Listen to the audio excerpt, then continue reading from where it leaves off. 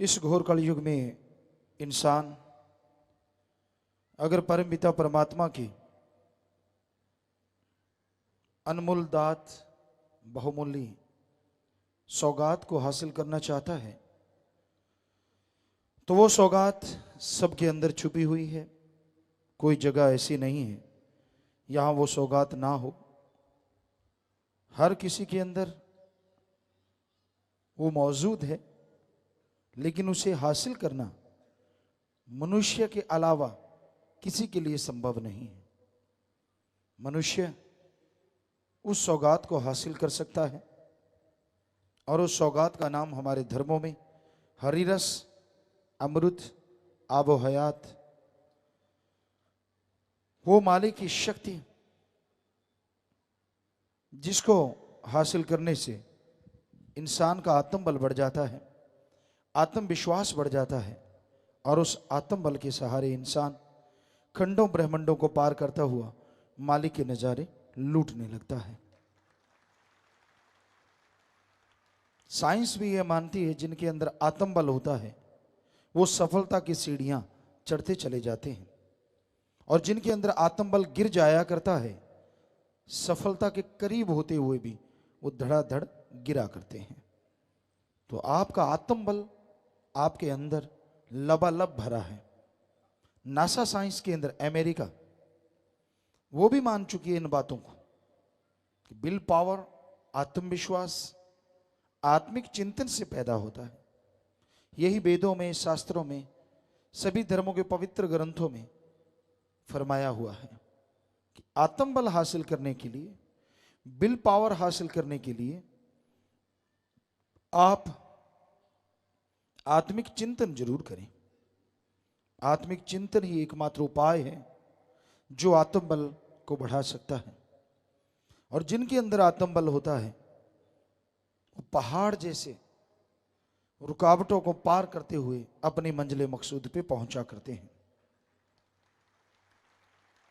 तो धर्मों का मुख्य उद्देश्य आत्मबल बढ़ा के जीते जी आत्मा को निज धाम के नजारे दिखाना, जीते जी गम, दुख, दर्द, चिंता, बीमारियों से आजादी करवाना और मरणोपरांत आवागमन से मोक्ष, मुक्ति दिलाना। ये धर्मों का सार है, निचोड़ है। धर्म से भय ना खाओ, धर्म से डरो ना, बल्कि धर्म का अनुसरण करो, धर्मानुसार चल के देखो। कोई धर्म में किसी के लिए कोई निंदा का मतलब नहीं है। किसी धर्म में मार कटाई, बुरा कहने का कोई सवाल पैदा नहीं होता।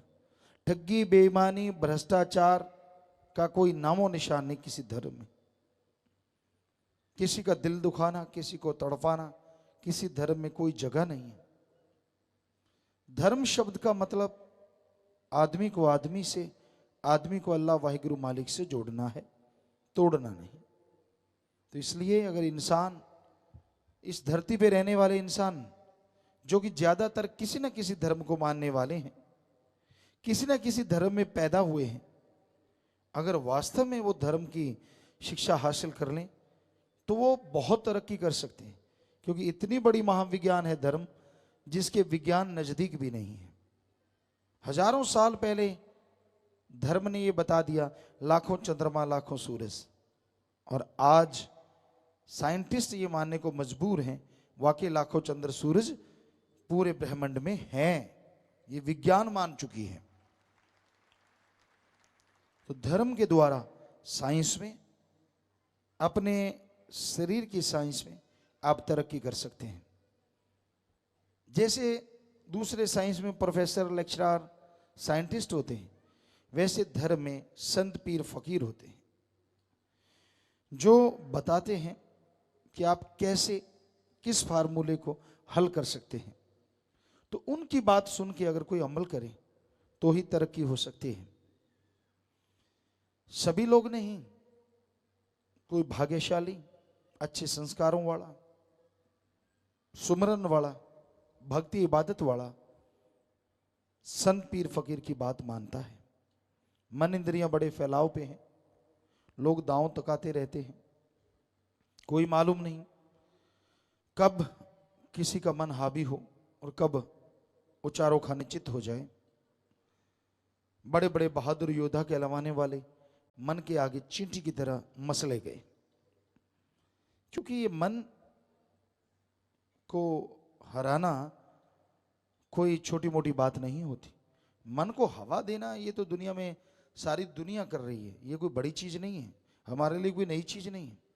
किसी का मन कब तरावट में आ जाए कोई खास बात नहीं, क्योंकि मन है ही तरावट में। हाँ, मन से लड़के आत्मा को बलवान बना लो, ये है शूरवीरता, ये है बहादुरी कि आपकी आत्मा जीत रही है और मन हार रहा है। मन जीते जग जीत, जिसका मन जीत जाता है वो संसार को जीत लेता है। मन नेगेटिव थॉट्स, बुरे विचार, बुरे ख्यालात, अगर आप उन पे कंट्रोल कर सकते हैं तो आप बहुत बड़े बहादुर हैं, तो आप शूरवीर योद्धा हैं। इसलिए मन से लड़ना सीखो।